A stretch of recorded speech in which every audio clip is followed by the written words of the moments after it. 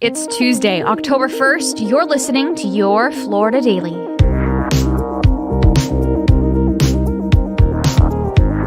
I'm Katrina Scales.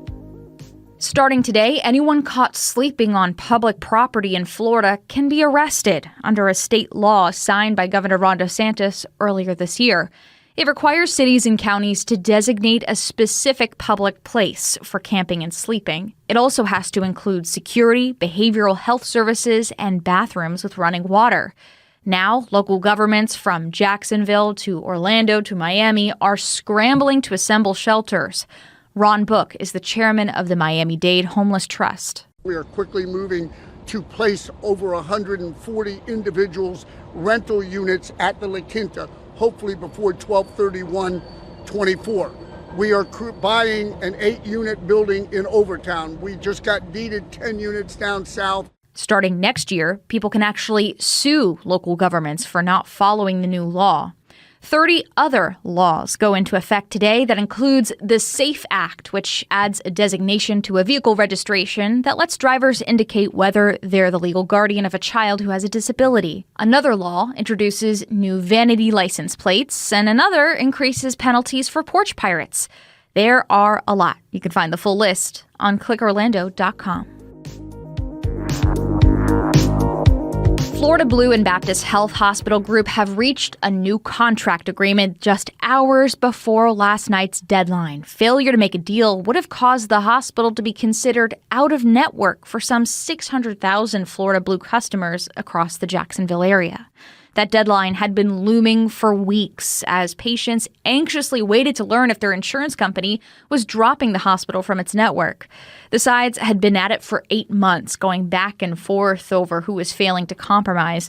Now it appears the two sides are on the same page, but what exactly is on that page and how it will financially impact Florida Blue patients is yet to be seen. And a deputy in Polk County found himself on the other side of the law after investigators say he was touching himself in the nude in an open area of a Davenport apartment complex. Investigators say 20-year-old Rodney Williams III, a Polk County Sheriff's deputy, admitted to stepping outside his apartment and touching himself, quote, for the thrill. He later admitted to investigators that what he did was stupid. He was arrested, charged with a felony, and he promptly resigned from the sheriff's office where he'd worked for less than a year. Find these top stories along with breaking news, weather, and traffic all day on clickorlando.com. And now, a completely random Florida fact.